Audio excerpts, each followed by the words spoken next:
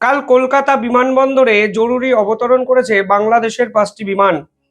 কেন হঠাৎ ঢাকার বদলে কলকাতা বিমানবন্দরে বিমানগুলো অবতরণ করলো তা আজকে এই ভিডিওতে আপনাদের সঙ্গে আলোচনা করব।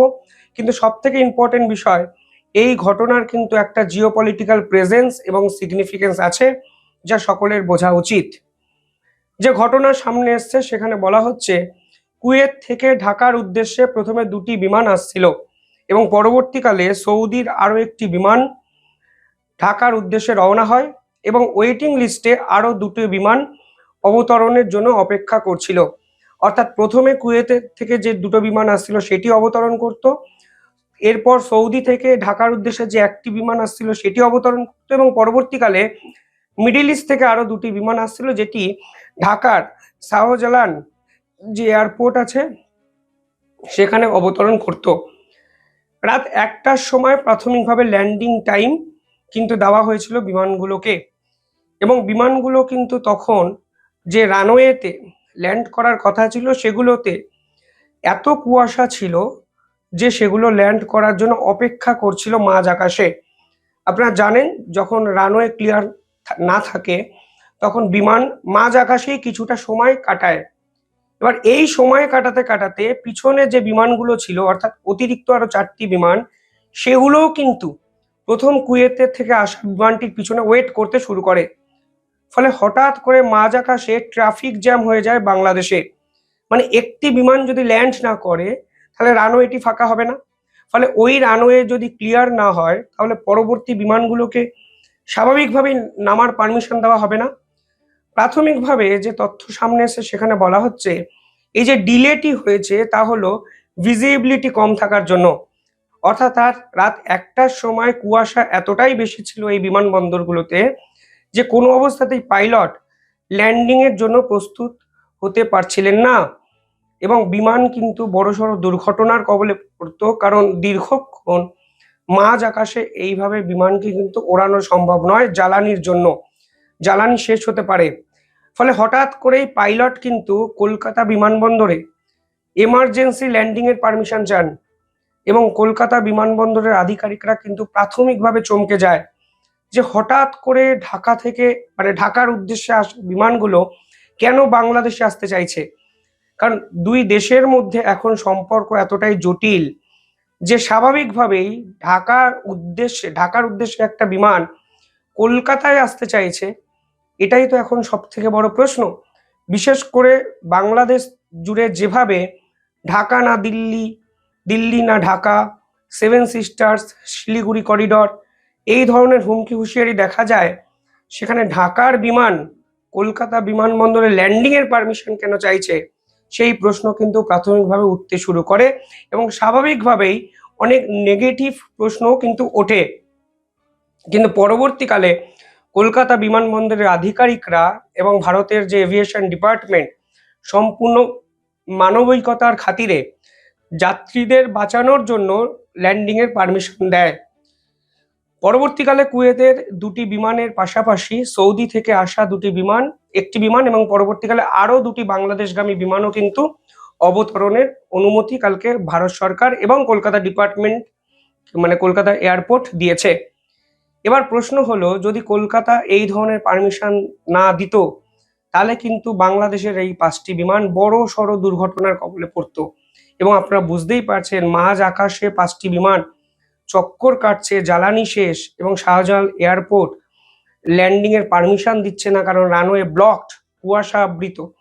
রানওয়ে যদি ওই অবস্থায় যদি ল্যান্ড করে তাহলে পাইলট স্বাভাবিকভাবেই বিপদে পড়বেন, কারণ রানওয়ে কোথায় শুরু কোথায় শেষ, শীতকালে এটা কিন্তু মেজর একটা সমস্যা। ফলে অনেক ক্ষেত্রে জিপিএস সমস্যা দেখা যেতে পারে মাঝ আকাশে।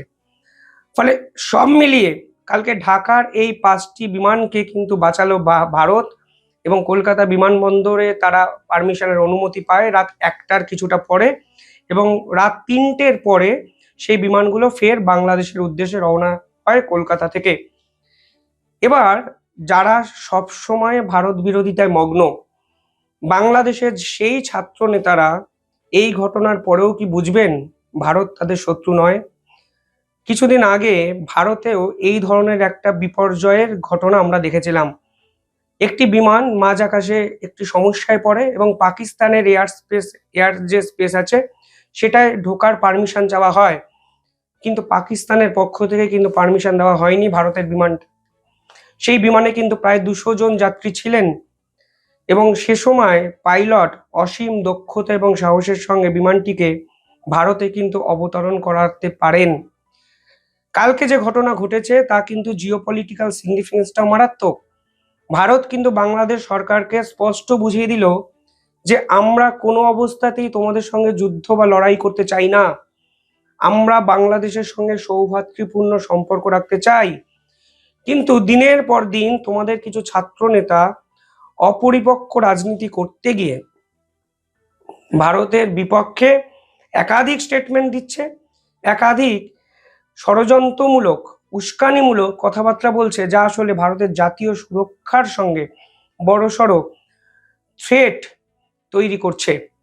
ফলে আজকের দিনে দাঁড়িয়ে এই ঘটনা আসলে ভারত স্পষ্টভাবে মোহাম্মদ ইউনূসকে বুঝিয়ে দিল যে নয় আমাদের সঙ্গে সৌভ্রাতৃপূর্ণ সম্পর্কে আসুন, নয় আপনারা পানিশমেন্টের জন্য নিজেদেরকে তৈরি করুন। এই মুহূর্তে বাংলাদেশের যে অবস্থা তাতে মোহাম্মদ ইউনূসের দীর্ঘমেয়াদী থাকার আর কোনো সম্ভাবনাই নেই। তারেক রহমান বাংলাদেশে ফিরেছেন 17 বছর পর। বাংলাদেশের ছাত্রদের নিয়ে তৈরি এনসিপি ছাত্র দল তারা এতটাই বিপাকে পড়েছে যে তারা শেষ পর্যন্ত জামাতের সঙ্গে জোট করতে বাধ্য হচ্ছে। তারাও বুঝেছে যদি জামাতের সঙ্গে জোট তারা না করে তাহলে তাদের শেষ রক্ষা হবে না, কারণ সাধারণ মানুষ এই ছাত্র নেতাদেরকে আর গুরুত্বই দিতে নারাজ। জামাত যাদেরই সঙ্গে যখনই গেছে তখনই কিন্তু সেই দলই প্রায় বিপর্যয়ের মুখে পড়েছে। এর আগে বিএনপির সঙ্গে জোটে ছিল জামাত, বিএনপি আওয়ামী লীগের কাছে বিপর্যস্ত হয়েছে। আর এই মুহূর্তে বিএনপি যেভাবেই ফ্রন্ট ফুটে ব্যাটিং করছে সেইখানে কিন্তু বাংলাদেশের এই ছাত্র নেতারা কার্যত বিপর্যস্ত এবং ছাত্র নেতাদের দলের একাধিক প্রধান মুখ কিন্তু এবার দল থেকে পদত্যাগ করতে শুরু করেছেন।